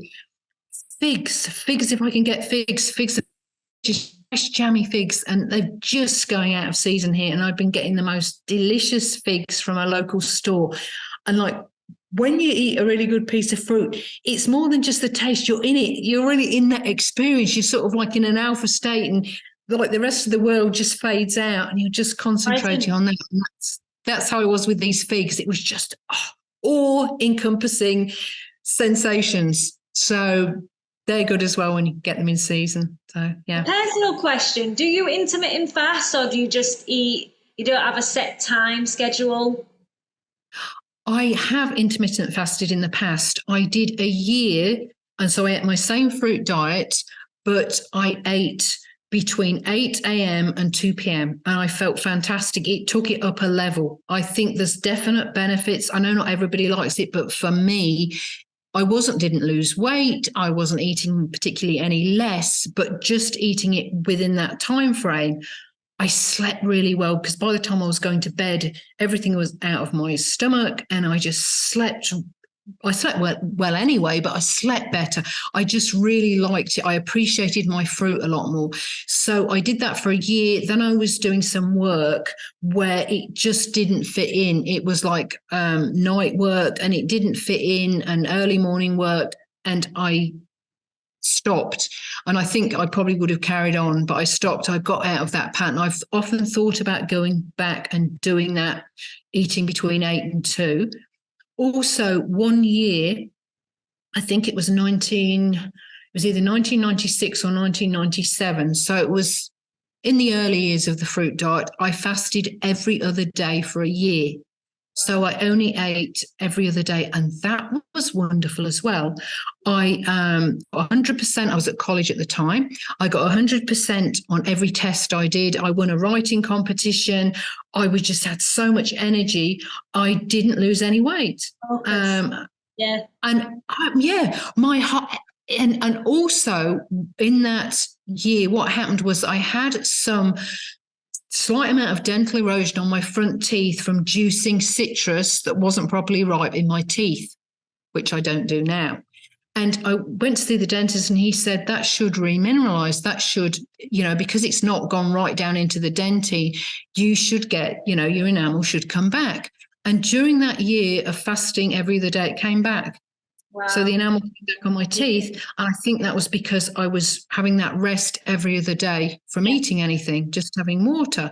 So for me, I like intermittent fasting. So I've done that a whole year of eating between 8 a.m. and 2 p.m. And then I did a whole year way back where I fasted every other day for a whole year. So I do that. I love it. I love the intermittent fasting. Just love how you feel. I like to stop eating before 6 p.m. I don't eat after 6 p.m. At least 4 or 5 hours before bedtime. It works. I get such a great sleep. And as soon as I hit that pillow, I am gone. I love it. Never struggle. Jodie Allenson asks, what is her experience with teeth and gum health? In my experience, a lot suffer with deterioration to teeth, which you explained about good dental hygiene. Good dental hygiene, yeah. And I think a lot of people get into trouble because they eat a lot of dried fruit and don't brush their teeth straight away afterwards. And my personal friends, a couple have said dates did my teeth in. So I think if you have good dental hygiene and you're eating good quality fruit, organic or non-spray, so you're getting that calcium in your fruits, or if you're eating greens, you get the calcium in your greens. I think that's very, very important. But I think a lot of people go into this and think fruit's natural, I don't need to have so much dental hygiene. But that is not the case. The people I know with the best teeth have the best dental hygiene, whatever diet they're on. If you underripe fruit as well, I know three people actually on a fruit diet who severely damaged their teeth by eating underripe fruit in a very short space of time. So underripe fruit, it's not like you get dental decay, although you might also have dental decay. It's the erosion of your teeth from underripe fruit, which is too low in pH. So it's too acidic in its pH. So that's something you'd really have to watch as well. And that's another reason, even if you're having a fairly ripe orange, don't brush your teeth straight away afterwards. Brush them before to remove any bacteria, any plaque. Rinse your mouth with water. say that if you have anything that you can feel on your teeth, you shouldn't feel fruit on your teeth. If you do, it's either underripe or it's 2 pH acidic. Immediately rinse your mouth 2 or 3 times with water to get rid of that acidic pH in your mouth. Then wait a while, then brush your teeth after half an hour and an hour or an hour, something like that. Because underripe fruit can, I know 3 people, this is just personally, friends, that damaged their teeth severely with underripe fruit. So that is something to watch. But the other thing, the other tooth damage is from poor dental hygiene. Because if the bacteria that cause decay aren't in your mouth, if you've brushed well, so you remove all those bacteria, you can't get tooth decay. You cannot get it without those bacteria. It's the bacteria that cause it, and they, go on the sugars or the plaque in your mouth, and they create fillings, cavities. But if you have enough dental hygiene, then you won't get tooth damage unless you're having over acidic fruits. So, and it's some people, you get those people and they eat sweets and they eat whatever they want and they never get cavities because they don't have the bacteria in their mouths that cause tooth decay. And some people don't. Most people do. But some people, there are the lucky few people that never seem to get cavities, whatever they eat, because they don't have those bacteria. For some genetic reason, they don't have the bacteria in their mouths. So, What about the gum sensitivity I had in my I think it was in the first week and the second week, my gums were starting to sting. I believe sometimes unripe fruit, but also do you believe in like the detox, the toxins coming out as well? You feel that was that? I think yes. I think detox can cause issues, but I also think underripe fruits or fruits that are too high in sugar. And I think we need to know how to brush our teeth. I think having a soft toothbrush and doing the right movements to brush any debris away from the gums. A lot of people are not taught how to brush their teeth properly, or they have really hard toothbrushes, which can damage the gums. And I think it's looking at some videos if you don't know how to brush your teeth, going to some websites, talking to a dental hygienist. How do I brush my teeth properly? It's the circular movement, like you imagine you're moving food away from your gums, and then you do it the opposite way, on the bottom teeth. So that's very important for gums. Because we can damage our gums, and if we don't brush our teeth properly, what can happen is that we get a buildup of plaque and tartar around our gum line, which can cause gums to recede as well. So, I think the bottom line is dental hygiene. If you're not sure, talk to somebody, an expert in the field, a dental hygienist, or, look at some books or look at some websites and see the best ways to look after your teeth. One thing I wouldn't recommend is mouthwash. I think mouthwash is often very acidic, and also it's got alcohol in it, and it kills the good bacteria as well. It kills the good bacteria as well as anything else. So like B12, and these mouthwashes, they're nasty. I think a lot of the mainstream mouthwashes, I wouldn't recommend them. Something I do that I found very useful, I've been doing it for a couple of years, is I get this oil. It's a little bottle of essential oil that has a carrier oil, and it has spearmint and peppermint in it. And I put a drop or 2 of that in my mouth every day, at least once a day, and I swoosh it around my mouth. And it causes you to have a lot of saliva. And what it does as well, it seems to, because you're getting all this saliva in your mouth, it dislodges. I could have brushed my teeth, but then it dislodges little bits of fruit that are caught up in my mouth. And it causes you to have a lot of saliva, and saliva helps remineralize your teeth. So if you have a dry mouth, that can cause issues. So doing this, like my own mouthwash thing, which is putting a couple of drops, you could make your own. It's peppermint oil, spearmint oil, and a carrier oil. And you have to be careful with peppermint oil. It's very toxic. You have to dilute it in something. It smells delicious. A teaspoonful of peppermint oil can kill a young child. That's how concentrated it is. amounts, it's great. And I found that really good for my dental hygiene. And my teeth have improved since I've been doing that every day. And it's also good because you get to, you can just do it, when you're doing something where you don't need to talk, you can just do it, move around, do some jobs and have this thing. And I usually have it in for about 20 minutes, half an hour, and then just spit it out somewhere. Yeah. So I found that to be very helpful for my dental health. Wonderful. Lubos Morek asked, I have Parkinson's disease for 13 years, and in February I decided to drink only grape juice. To this day, I'm still on the juice and intersperse it with fruit. Have you ever encountered this disease and fruitarianism? Any advice or tips? Thank you, Lubos. And you look great, he said. Oh, thank you. Well, the Parkinson's disease, I've been recently looking at the gut biome in much more depth. And I think the gut biome is responsible for so much of our health. And I was listening to a podcast series, and one of the things they talked about was Parkinson's disease. And I believe it's the Lewy bodies that are seen as present in the brain when someone has Parkinson's disease. But these are also found in the gut. They've been found in the gut, and there is this huge connection between the brain and the gut. The gut is the second brain. It's the enteric nervous system. There's the vagus nerve that connects the two, and they're in constant communication. So many people are believing that Parkinson's disease actually starts in the gut. And when you heal the gut, you will then heal Parkinson's disease. So I think what you're doing with improving your diet is wonderful, because as your gut biome improves, so I think that will improve your brain function and your brain health. And something that might help is some good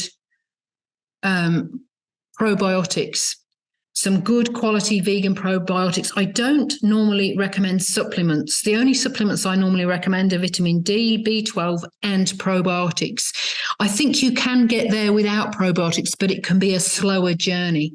Probiotics are good quality vegan probiotic, and the best quality you can find, because they vary hugely, can really help to repopulate your gut biome with the symbiotic bacteria and microorganisms in there, because I do believe that Parkinson's disease is very much connected to the gut biome, because they found these Lewy bodies in the gut as well as in the brain. So I think things can often start in the gut. It's like our second brain. It's the enteric nervous system. So I would recommend looking after your gut biome as much as possible, checking your vitamin D levels. If you don't live in a sunny area or you have low vitamin D levels, I would suggest either supplementing or getting a vitamin D lamp.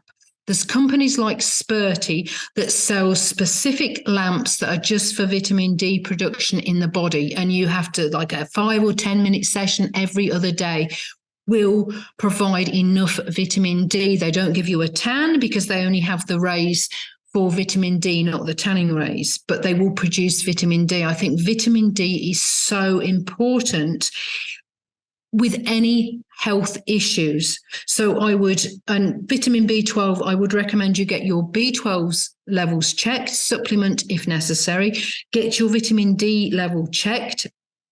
And if you're low, either get a supplement or get a vitamin D lamp and take a probiotic and really look after your gut health. Don't use a lot of antibacterial things. So antibacterial sprays, bacteria are good. Most bacteria are good. We have a few bacteria that are not so good and are pathogenic, but the vast majority of bacteria are good, but they've got such a bad rep. So if you use a lot of antibacterial things in your home, that can affect your gut biome. Get out in nature. Getting out in nature, in forests, woodland, touching the earth helps repopulate your gut biome. And your biome is not just in the gut, it's also in your lungs, on your skin, in your nasal passages. We live such a sterile life.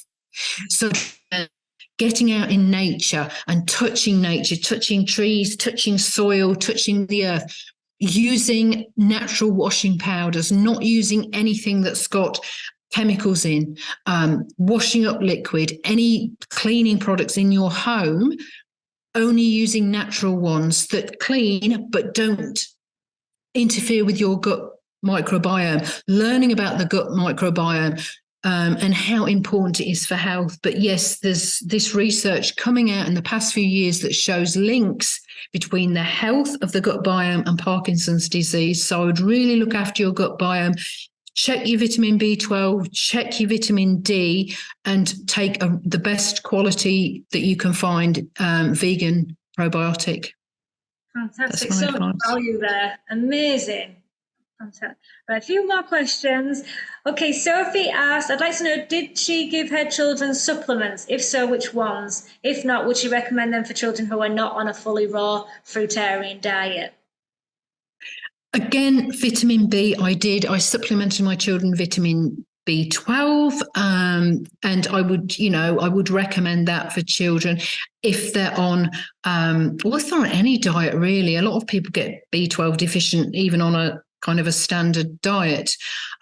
So that was the only thing I supplemented my children's diet with. As I mentioned before, my older son's diet was analysed by a government dietitian and said that all the RDAs were fine, apart from calcium was 70% of what it should be, but then his teeth and his bones have always been fine. So I wasn't particularly concerned about that. So yeah, I think you get your children's if you can, and a lot of doctors won't test children. They just say, oh, supplement. They won't test them before this, they won't test them. They'll just say, give them a supplement. But B12 and vitamin D. Vitamin D's really important for children, really important for growing kids. People are starting to get rickets again. Children are starting to get rickets again because they don't go outside. Kids are inside so much of the time. So rickets was huge in the 20s and 30s when there was a lot of pollution from coal and it formed a thick smog. So vitamin D from the sun couldn't get through, the rays couldn't get through. You produce the vitamin D on your skin. And even rich people. So a lot of malnutrition in the 20s and 30s was class-based. So the poor people, got malnutrition because they didn't have enough money for good food. But rickets, vitamin D deficiency, affected all classes of society because everywhere there was an insufficiency of sun rays getting through. So because children don't get out in the sun like they used to, I would check vitamin D and supplement or get a vitamin D lamp if necessary. Vitamin B12, I would encourage your children to play in the dirt and don't get too worked up about hygiene, because children that grow up on farms, children that grow up playing in the dirt have much fewer incidences of asthma and eczema and allergies because their gut microbiome is healthy, because they're getting all these natural microbes coming in, especially if your child was born cesarean. Children that are born cesareans have a compromised gut microbiome usually. I was a cesarean, but, because coming down the birth canal, they pick up all these important microbes that they don't get if they're a cesarean baby. So if your children were born by cesarean section, then I would think it's even more important to work on giving them a good gut microbiome to improve their immunity. So possibly giving a probiotic, but focusing on them getting good quality food, checking their B12, checking their vitamin D, letting them get outside and play in the dirt, I think is very important for children's health. Yeah, I agree. Very sterile world we live in now. We're always cleaning. I was always in the dirt. My brother wasn't. He was always didn't like being dirty. Always cried if he got dirty. And I'm in it all. Vanessa Quinn asked if it's all right to ask her about monthly cycle if she had them. I'm confused about the topic. A monthly cycle. So I think she's asking, has it always been, healthy? Any concerns? That's a very good question. Before I went on a fruitarian diet, I had very heavy menstrual cycles. I would bleed be in severe pain. I would know a day before my period was going to start because the cramps would start a day before. Going on a fruitarian diet, my periods totally much lighter, and I didn't get that pain. And it was like I could function. Before the first 2 days of my period, it was a struggle. It was a struggle where to go to school or to work or to I just wanted to be in bed with a blanket, but that can't happen. So you're out there, cramps and feeling bad. But for me, the fruitarian diet, my periods were painless. They were much lighter. They never disappeared. Now, I know that some women that go on a raw vegan diet or a fruitarian diet, their periods stop. And I believe that that is possible. Maybe they had lighter periods to start with. I kind of knew that my periods, I was always going to get a bleeding because they were so heavy before. I think I was never going to get to the stage where I didn't have bleeding.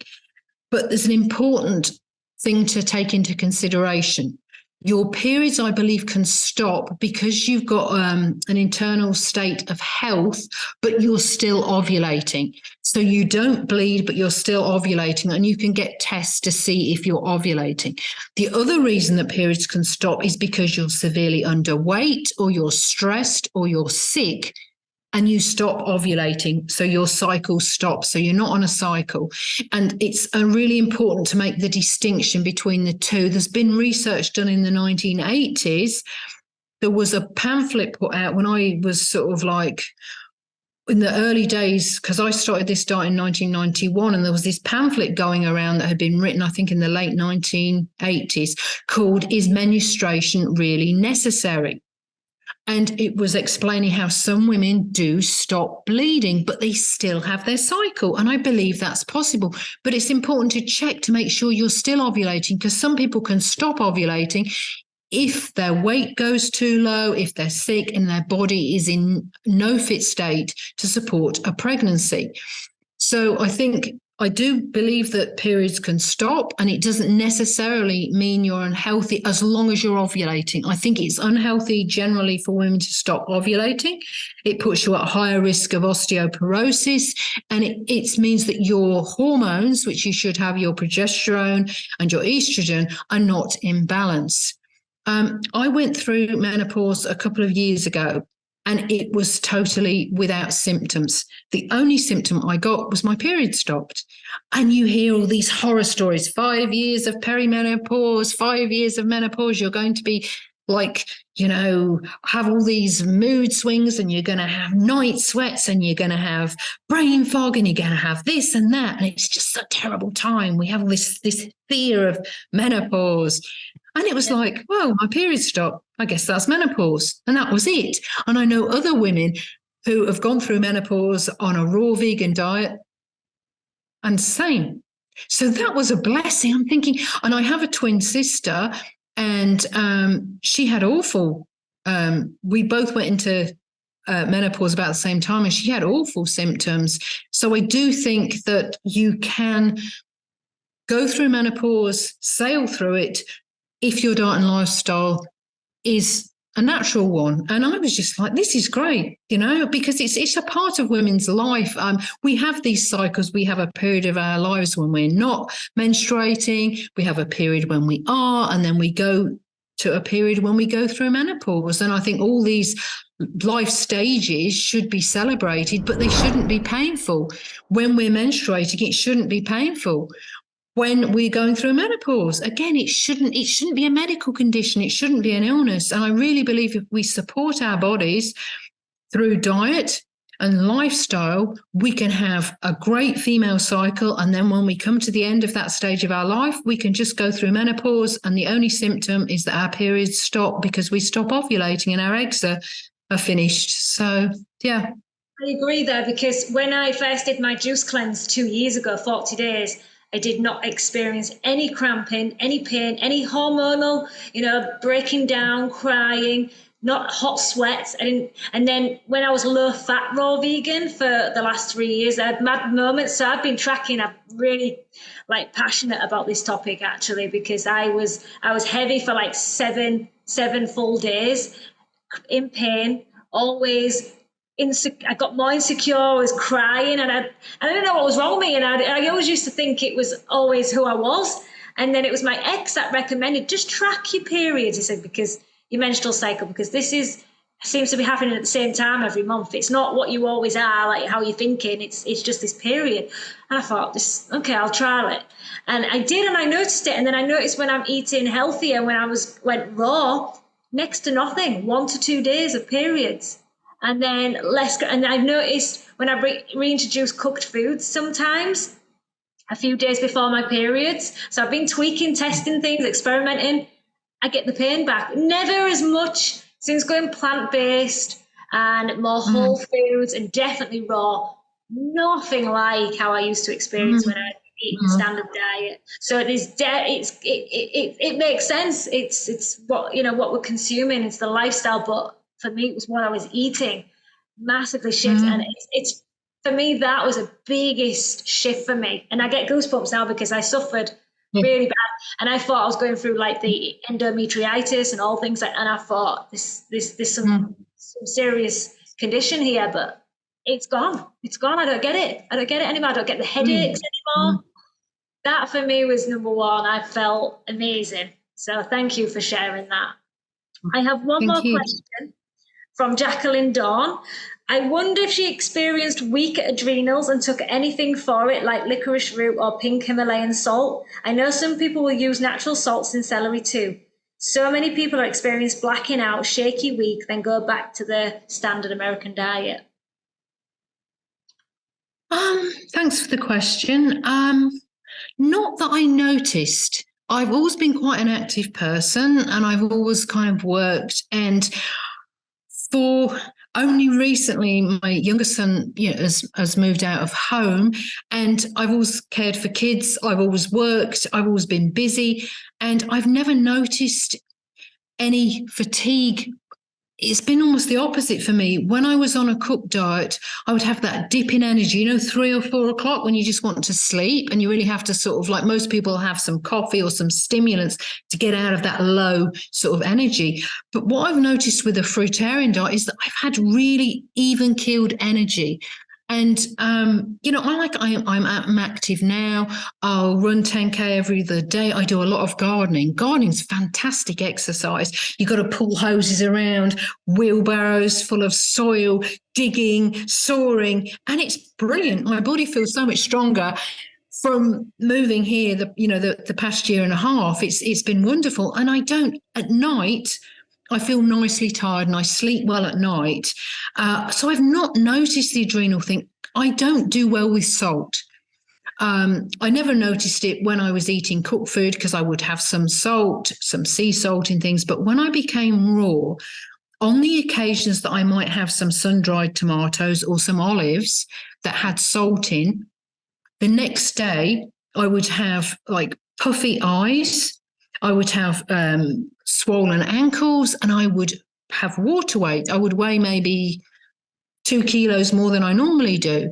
And I just don't feel good. Salt doesn't work for me. So I don't take any inorganic salt. I get it through my diet. And I've never noticed an electrolyte imbalance or an imbalance of sodium. When I've had blood tests, my electrolytes have always been in normal range. So I don't think I'm sodium deficient. I try and eat good quality produce. For me, it's always the bottom line, not the particular type of produce, but good quality produce that will have natural sodium in because it's grown in good soil. When I was in the UK, I ate a lot of orange-fleshed melon, which have quite a useful sodium content in, as do the honeydew melons. I haven't had so many of them since moving here, but I haven't noticed any imbalance in my electrolytes because I'm eating good quality local fruit grown in good soil and organic or non-sprayed when possible. So I haven't supplemented because I've never noticed any adrenal fatigue. I've always had good energy, never had any issues with my kidneys or anything. So I don't really have much experience in that field of having adrenal fatigue. I think things like drinking coffee or getting stressed a huge, or taking stimulants, maybe a lot of raw cacao, things like that, I think can affect the adrenals. I think stress is, if we get angry, if we get frustrated, we produce a lot of adrenaline, a lot of cortisol, things that are normally only supposed to be produced for short periods in the body. So in nature, if an animal came, a big tiger, we'd be like, oh, I've got to run away. The fight or flight mechanism, if something happens that temporarily raises our, gets our adrenaline going and raises our cortisol levels, that's fine. But when we have a continued increase in cortisol, or our adrenals are overworked, I think that can lead to adrenal fatigue. I haven't drunk coffee for 36 years. I haven't drunk alcohol for 26 years. I don't have cacao, and I sleep well, and I go to bed early and get up early, which I think is really good for the adrenal system. I don't have late nights. I think a lot of people can tick all the boxes. They can do everything else, but they can go to bed 11 or 12 o'clock every night. I go to bed between 9 p.m. and 10 p.m. and I get up between 4 a.m. and 5 a.m. in the morning. I think going with the natural daylight cycles is important for our adrenal system. Our whole endocrine system, I think, is really helped by this diet and lifestyle. But there's other things: the stress, the sleep, the sunshine. Sunshine for me is a nutrient. It's just as important as the food I eat. I get out in the sun every day, whether it's just reading in the sun, gardening. Gardening is great because then I'm doing two things at once. I'm doing my gardening, but I'm in the sunshine. And I have to be aware of the sun in Australia in the summer. This time of year is beautiful, but in the summer, the UV index is very high. So I will keep out of the sun in the middle of the day. I will go and do my jobs in the morning, early on, or after about 4 p.m. in the afternoon. But yeah, I think the adrenal system, it's not just what we eat. I think it's very much our stress levels, managing stress, try not to get frustrated, looking at why, if we're getting angry or frustrated, why? Because it's really not what happens to us that's important, it's how we react to it. And I think that will really help our whole endocrine system and our adrenals. But yeah, no, to answer the question, I've never supplemented, I've never noticed adrenal fatigue, but like I haven't taken stimulants. I gave up stimulants sort of before I was even raw, gave up coffee and, gave up alcohol. I had a couple of drinks of organic wine since I've been on a fruitarian diet, but nothing for, I think, 26 years. So just looking after yourself. Yeah. Yeah, I've never had coffee. Luckily, I've never liked the taste of it. I have stopped drinking alcohol over, I think, 14 years now, and I've never smoked. So I've been doing a lot of things in my favor. But yeah, this salt I found when I was eating out too much at the Raw Vegan, or even just now, the cleaner I get, I'd be interested to see my reaction. As soon as I was eating the salt, because I liked this ceviche salad, too much salt in it afterwards, I'd be shaking. And I just didn't feel good. So salt for me is a no-no. We get enough of it. I know I get enough. I feel better just on the complete whole fruit. So I definitely agree there. I think if you're concerned about your sodium levels, get a blood test and they'll look at your electrolyte balance. So they'll see if you're low in sodium, and everybody's different. Some people do need more salt than others. If you're doing ultra marathons, or if you're working out in the sun for 12 hours doing a physical job and sweating a lot, you may need some inorganic sodium. Again, it's an individual thing. It depends on your genetics. It depends on your work. It depends on how much you're perspiring and sweating. But a blood test can let you know if you maybe need to have a bit more salt in your diet. I don't do well with it at all. And yeah, I avoid it, but I try and eat good quality produce. And you can always look at some tables to see what fresh produce is higher in sodium if you're concerned about not getting enough sodium. Wonderful. Thank you. Thank you for sharing. So we're coming to the end. Amazing that you spent this length of time with me today. Thank you so much, and for my audience as well. Can you just end with like what a day looks like in Anne Osborne's life? Yes. Well, so I'll do a running every other day. I go running. So I'll get up. I usually wake up between 4 and 5 a.m. And I will usually start by, because it's too dark at the moment to go out and do anything outside. So I'll start maybe doing some computer work, answering some emails, something like that. Then when it's light enough to go, as soon as it's light enough to go running, which in the summer is about 5 a.m. At the moment, it's about 6:30 a.m. I will go for my run. I will come back from my run and I will, if it's earlier, I will maybe do some work in the garden. If it's later, I will get my orange juice ready or my mandarin juice ready for breakfast, have that, and then usually do a session outside gardening. So my three big things are mowing, weeding, and watering. Yeah. I am a bit of a Luddite. I like non-power tools. So I have a push mower. Wow. And it's brilliant because it gets you fit. It really works on your shoulders, and it's fun. And I'll take some music out with me. I'll play some sort of like 80s disco music, and I'll be pushing my mower. So I have to, in the summer, I have to mow maybe once a week or more. This time it's about every 2 or 3 weeks, so it's not quite as much mowing. So I might do some mowing in the morning once the dew's gone down, or I'll do weeding. Watering is an all-day job usually. We live on a gorge, so we have a beautiful stream, and we have a solar pump. So as soon as the sun comes up, we have hoses pumping out from the river, which water the garden and all the fruit trees.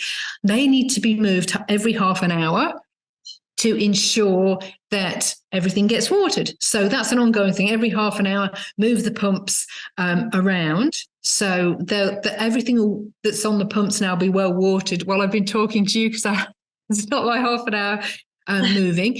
And then weeding. So, and then I'll have, like, when I've been doing a bit of weeding or mowing or whatever, I'll have sort of mid-morning, I'll usually have something else to eat. So I might have some papaya, or I might have some chocolate sapote, or I might have some mango. It depends what's in season.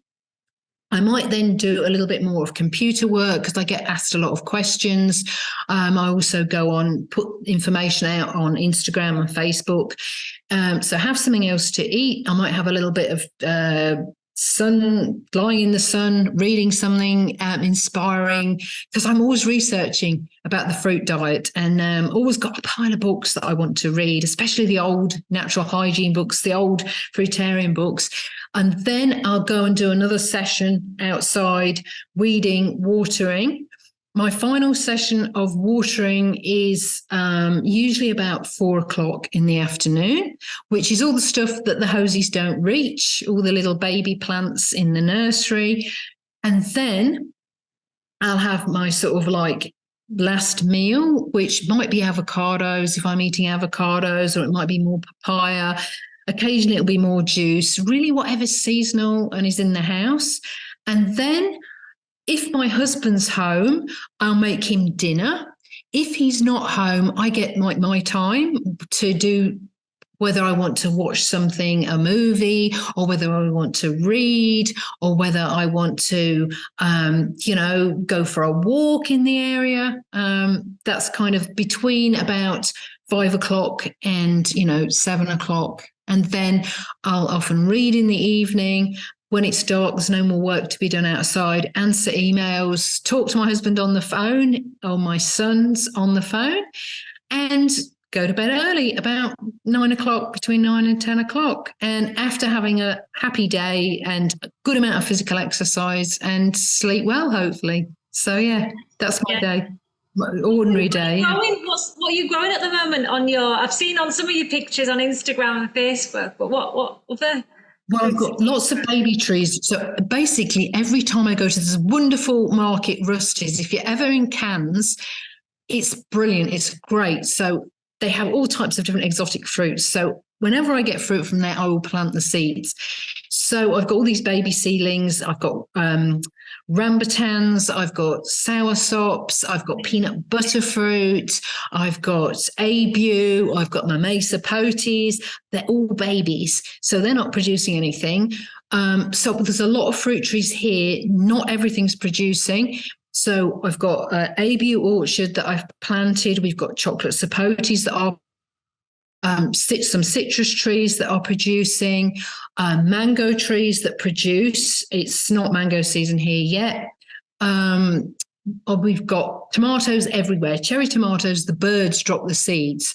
And so tomatoes come up everywhere, and they're so different because they're perfectly ripe and you just pick them off when they're absolutely just so ripe, sweet little cherry tomatoes. There's lots of those about.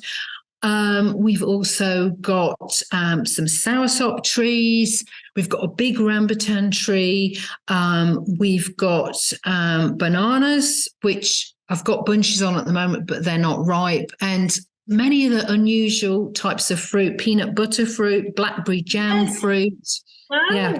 I've never seen those. I'll put some pictures up. I've never seen them. I'll have a look. And plum cots. So what's great about this area is we can't grow. I've got baby durians, but then I don't think they'll ever fruit here because it gets too cool in the winter. So we are in a tropical latitude, but we're subtropical because of the altitude. We're high up. So I really like that because I think we've got the fresher air, the health benefits to being in a high altitude. But if you want durian, you go in a cart 40 minutes down the hill and you can get durian. So there's durian grown in the area, but we're up a hill, so we don't get it. But the benefits are it's fresher air, it's less humid, and we can grow the stone fruits. We can grow plums, nectarines, peaches here. So the more temperate or Mediterranean fruits, as well as mangoes, longans, lychees, papayas, bananas. So it really is. It's the perfect place, isn't it? Wow. Yeah, and the weather is perfect, and we have water supply to water all these trees. So in the dry season, we can still water. I love it here. I think I'm so blessed to live where I do. It's wonderful. Paradise. Yeah. So you've not only got your book, The Path to Paradise, you're living in paradise. Your whole life is paradise. Wow. Yeah. Yeah, I feel, I do feel that I'm so blessed, so fortunate. And it's something that I've always wanted to live somewhere like here. And it's materialized at the point in my life when I'm ready for it. So I think always have your dream, always have it. And, I was 55 before I moved to my paradise. So it can take a while, but never lose heart. And if anybody's watching and wants a free PDF copy of my book, if you can put my email address somewhere below, it's fruitbatanne with an E, fruitbatanne@yahoo.com. I'll send you a free PDF copy of my book for anyone that's watching. Beautiful. So, amazing. Yeah. It's a great book. I'm going to revisit the book, actually. I've read it twice now. I read it was it a year before, a year and a half ago? And my friend gave me it 8 years ago, I think it was. Phenomenal. Thank you for offering that to everyone. That's amazing. So much value. You give so much, Anne. I love you. I really am so grateful for you coming on today. Thank you. Thank you so much. It's been beautiful spending time with you. I really appreciate it, and some great questions from the viewers. So thank you. Amazing questions. Thank you, everyone. So have a great rest of the day, and hopefully we connect again very soon. Hope so. Take care. Thank you so much. Bye. Oh, Anne, can we just end on, I always get my interviewees to end on the be, feel, stay, rollicious. It's my little tagline that I have. Are you happy to do that with me? Yes. Yeah. So we'll do it after 3. We say be, feel, and stay, rollicious. After 3, 1, 2, 3. Be, feel, stay, rollicious. Rollicious. And a kiss. Yay! Bye. Thank you, Anne. So See you soon. Thank you. Bye. Bye.